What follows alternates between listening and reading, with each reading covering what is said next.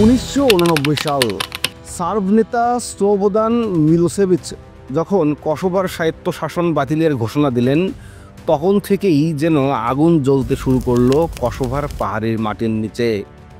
Kosovo ছিল মূলত আলবেনীয় মুসলিম সংখ্যাগরিষ্ঠ অঞ্চল, আর সার্বরা ছিল সংখ্যায় কম কিন্তু ক্ষমতায় প্রবল। সেই দিন থেকেই কসোভো আলবেনীয়রা নিজেদের অস্তিত্বের জন্য লড়াই শুরু করলো। ইব্রাহিম রুগোভা নামের এক শান্তিপ্রিয় নেতা যখন জাতিকে বলেছিলেন, সহিংসতা নয়, গণতান্ত্রিক আন্দোলনই আমাদের পথ। কিন্তু বছর পার হতে না হতেই তরুণদের ধৈর্য ফুরিয়ে গেল। তারা বুঝতে পারল কথায় কোনো লাভ হচ্ছে না। 1996 সালে কিছু যুবক এক ভয়ঙ্কর সিদ্ধান্ত নিল। তারা গঠন করল KLA, কসোভো লিবারেশন আর্মি। তাদের চোখে তখন কেবল একটি স্বপ্ন, স্বাধীন কসোভো। সার্ব পুলিশের উপর KLA এর প্রথম বড় হামলা হয় 1998 সালের ফেব্রুয়ারিতে। এর প্রতিশোধ নিতে সার্ব বাহিনী কসোভোর গ্রামগুলোতে অভিযান চালায়। তারা সন্দেহ করত প্রত্যেক আলবেনীয় গ্রামেই KLA এর ঘাঁটি আছে। শুরু হয় ভয়াবহ নিপীড়ন। গ্রামের পর গ্রাম জ্বালিয়ে দেওয়া হয়, নারীদের ধর্ষণ করা হয়, পুরুষদের হত্যা করা হয়। 5ই মার্চ 1998 সাল কসোভোর ইতিহাসের এক কালো দিন। KLA কমান্ডার আদেম জাশারি তার পুরো পরিবার সহ নিহত হন সার্ব বাহিনীর গুলিতে।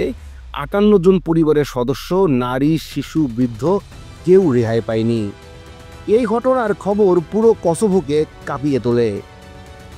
হাজার হাজার তরুণ হাতে অস্ত্র তুলে নেয় KLA-তে ঘোষণা দেওয়ার জন্য।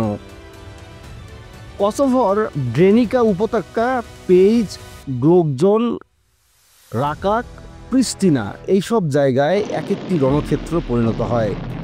KLA গেরিলা কায়দায় হামলা চালাতো, আর সার্ব বাহিনী ভারী অস্ত্র দিয়ে পাল্টা আক্রমণ করত। গ্রামের লোকেরা রাতে ঘুমে থাকতো না, কারণ তারা জানতো যে কোনো সময় বুলডোজার আর ট্যাঙ্কের শব্দ শুনে তাদের ঘর গুড়িয়ে যাবে। 15ই জানুয়ারি 1999 সাল কসোভোর রাকাক নামক গ্রামে সার্ব বাহিনী 45 জন নিরস্ত্র গ্রামবাসীকে গুলি করে মেরে ফেলে। মৃতদের শরীর পড়ে থাকে জমিতে। ছবিগুলো উঠে আসে আন্তর্জাতিক গণমাধ্যমে। এই হত্যাকাণ্ড দেখে পশ্চিমা বিশ্ব আর চুপ থাকতে পারল না। ফ্রান্সের রামবুয়ে প্রাসাদে শুরু হয় শান্তি আলোচনা। KLA রাজি ছিল, কিন্তু মিলোসেভিচ বললেন, না, আমার দেশের অংশ আমি কাউকে ছেড়ে দেব না। তখন ন্যাটো বলল, তবে আমরা বাধ্য হব। 24 মার্চ 1999 সাল সন্ধ্যায় আকাশে গর্জে উঠল যুদ্ধবিমান। শুরু হলো অপারেশন অ্যালাইড ফোর্স। 78 দিন ধরে চলল বোমাবর্ষণ। সার্বিয়ার বেলগ্রেড, নিস, প্রিস্টিনা, পদুভো সব জায়গায় বিমান হামলা চলল।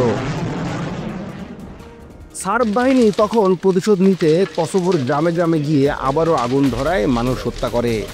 শেষ পর্যন্ত 1999 সালের 10ই জুন সার্ব সরকার মাথা নত করে। তারা কসোভো থেকে বাহিনী সরিয়ে নেয়। কসোভো তখন আন্তর্জাতিক শান্তিরক্ষা বাহিনীর নিয়ন্ত্রণে চলে যায়। যুদ্ধের শেষে স্লোবোদানে মিলোসেভিচকে মানবতা বিরোধী অপরাধের জন্য আন্তর্জাতিক আদালতে তোলা হয়। তিনি বিচারের মাঝপথে 2006 সালে মারা যান। আপনি যদি এই ধরনের আরও আপডেট ও বিশ্লেষণ পেতে চান, তাহলে এখনই আমাদের ইউটিউব চ্যানেলটি সাবস্ক্রাইব করুন এবং পাশে থাকা বেল আইকনে ক্লিক করতে ভুলবেন না।